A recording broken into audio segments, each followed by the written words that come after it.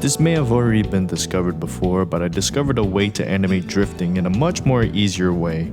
Instead of tediously moving your keyframes and whatnot, trying to adjust it and see if it looks natural, here's a much more fluid and easier way. I took inspiration from the camera tutorial's dolly model on how you can make the camera rotate smoothly. I applied a bit of brain power and I realized you don't have to animate keyframe by keyframe.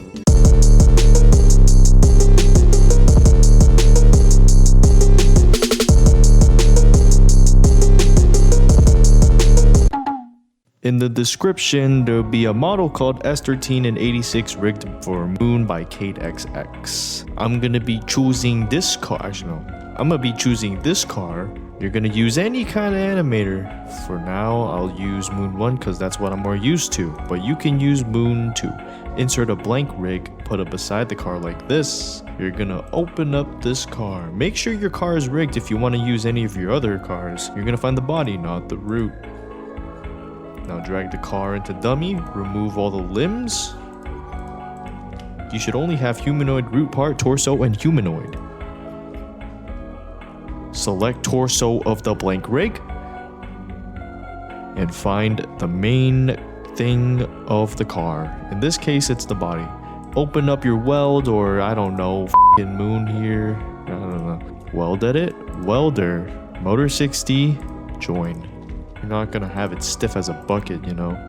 What does that even mean? Alright, now you're gonna animate it. What I do is that I keep this. You can either animate this, you know, back and forth, or this. But I prefer this for some reason.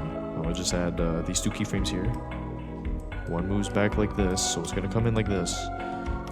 Actually, in this case, I'm gonna just have it like that. So what you're gonna do is turn it, you know.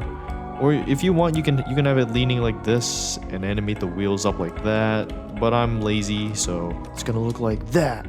Yeah, like that. I'm gonna just tilt it for fancy effect. Have it leaning a bit more if you want. You know, as time goes. Look at that pain. After that, you're gonna have it move back over like this. You should do this so it looks like it's maintaining control or trying to get control again. Once you're done that, just add the regular keyframe for the beginning. Set all of these keyframes to sign in out. So now it's gonna look at that. You see that? But in this case, you're gonna move this a little bit so it looks like it's moving about a bit out. So it looks like that. Isn't that cool? Huh? Okay, so now what you're gonna do is get this. As soon as it hits here, have it like that, you know? Oh, shit. Okay, you're just gonna have it like this. Okay. Okay, look, you're gonna have it like that. Okay, let's just add one keyframe where it's like that. Okay, this should work. And have it just go around the corner, you know? Isn't that cool? Actually, you haven't seen it yet. Okay, look, it should look like this now. It looks like it's hitting against something, which I'm not exactly proud of. Set it to linear if you want it to look like that, you know. But mine looks a little bit too wavy and shit. Look, now you got it drifting. Isn't that cool? Huh? Isn't this what you kids wanted? Drifting, huh? Better than individually animating it keyframe by keyframe. You know how much pain that is? I don't know, because I never. It might look like it's hitting something, which is a big shame, but I'm not the best. Now look, it's drifting. Isn't that cool? Isn't this what you wanted? Look. Look how cool that is. Now you can do the same thing with Moon 2. I don't think there's any difference. But if you think that you don't need that little dolly thing, let's just take this, all right? Let's just add this here. Look, enable keyframe. You think that, look, let's move this over. And look what it has. A little root here that also acts as the dolly. No, the fuck not. Look what happens if you do that. Let's just set a keyframe for the car here. Okay, let's just move this car back, all right? Huh? Let's just move this car back since that's okay. So you got the car coming in, and you think you can do this. Look, watch. You can do this, and this, and you're gonna select this. You're gonna fucking rotate it like that. What are you gonna do with that? Look, you think you can just rotate it like that and do that? and that. Look what happens if you do that. Wait. Oh. It actually works. Oh.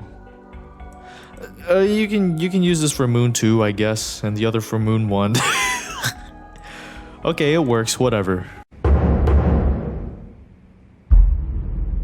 Wow, that's awesome.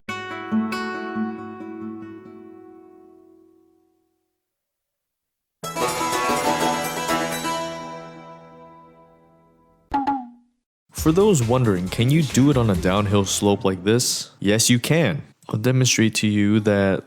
Use this point right here.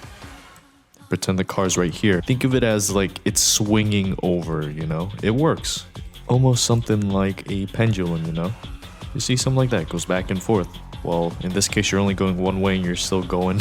So now you're wondering, hey, how would it work if it's like this? Oh, do not worry, my friend. Keep in mind, my computer is not that good, so it might look choppy at times. I would not hesitate to rob you for a new computer if that were the case. Look, you just rotate it, you know, adjust it and whatnot. This is one of the only cases where you don't move this, but instead you move this. For the sake of this, I'm going to turn this down to compatibility because my computer is doo-doo. Much better. For the sake of this tutorial, I'll be animating the wheels. In North America, we drive on the right side, but to fulfill those weeaboo's purpose, we'll drive on the left side. The wheels are moving, ain't that cool? We have it going here. Now we use this. We'll animate the wheels turning later. Let's just have it twist like this. Sine keyframe, look at that. Now it's drifting around the corners. Before we do this, keep it twisting a bit more here. But let's push it out a bit and then back over like this. You know, because it's struggling for control. Haha, that's a quote from Cade's movie. Put it back forward. Okay, this is why you want it out a bit. So it looks like it's struggling for control when it comes back around here. You're gonna straighten this a bit. If you want, don't have it turn too much. Have it point down and then back to the middle here. And let's just move this down because it's going downhill, of course. Just rotate it a bit. A cool thing you should keep in mind is that sometimes if you have it stuck at one point, it might look clunky like that, you know, hitting something. You can adjust it a little bit so it's outside. Oh, look at that. Would you look at that? It's floating now. Little shit. Would you look at that? Alright. And then we just adjust it so it's driving downhill. Let's continuously move the car a bit downhill more. Would you look at that? Look. You might want to adjust the time a bit so it doesn't look clunky. Make sure you want to have it a bit leaning so it has that weird drifty effect, you know. Let's have it tilt this way. You can have this go down a bit here. This is what you should get. Wow, very good, huh? Look at that. Well, it's sort of clunky here, but I don't mind. Look at that. You see that? How nice does it look now? Well, it's a bit slow here, so I'll just fix that.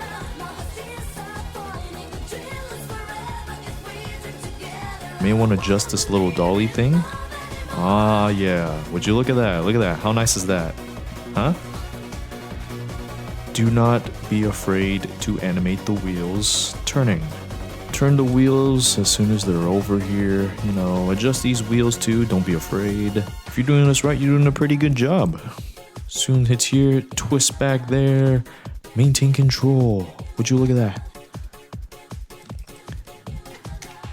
You can try using Mutt's tutorial for the particle effects.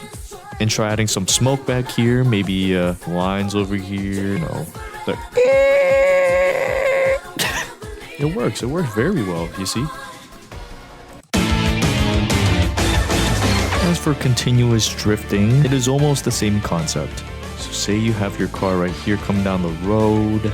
As soon as you're this spot, you're gonna skip to one frame. It's gonna be here, and like pretend the time is 0.37, right? On the timeline, you know? And as soon as the car hits here, you're gonna move this over to here. As for the car, you're also gonna move it here. But first you're gonna move this right here before you move this. The frame you're doing this on is 0.38.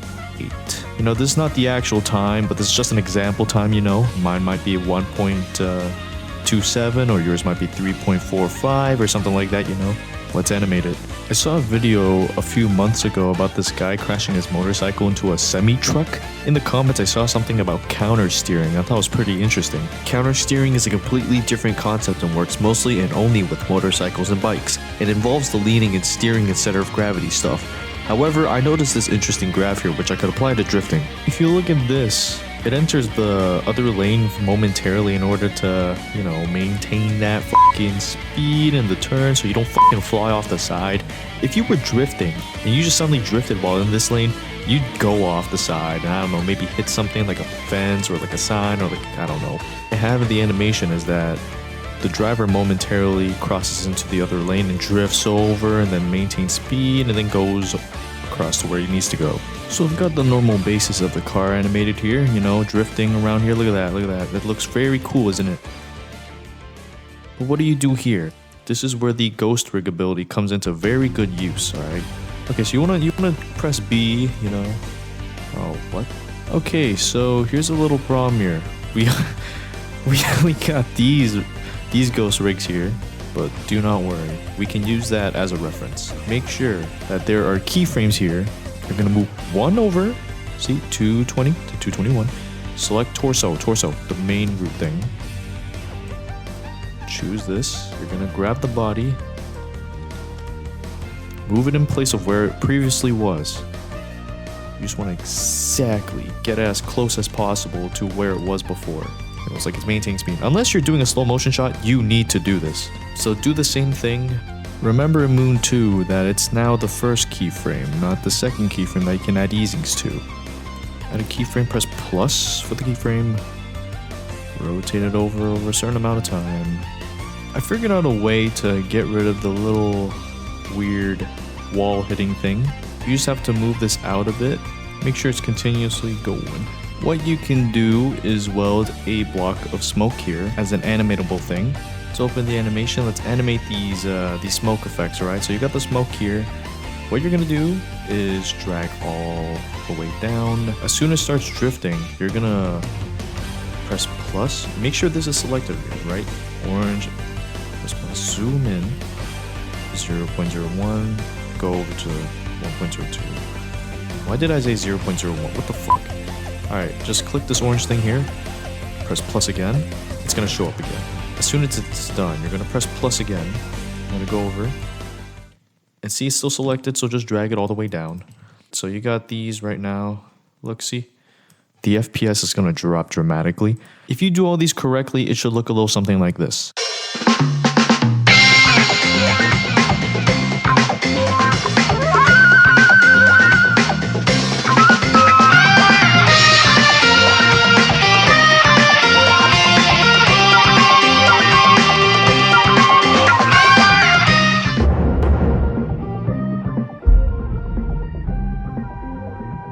With this very cool, recently learned information, you can now animate drifting. I hope this helped you. Thank you for watching today. Guys, I thank you.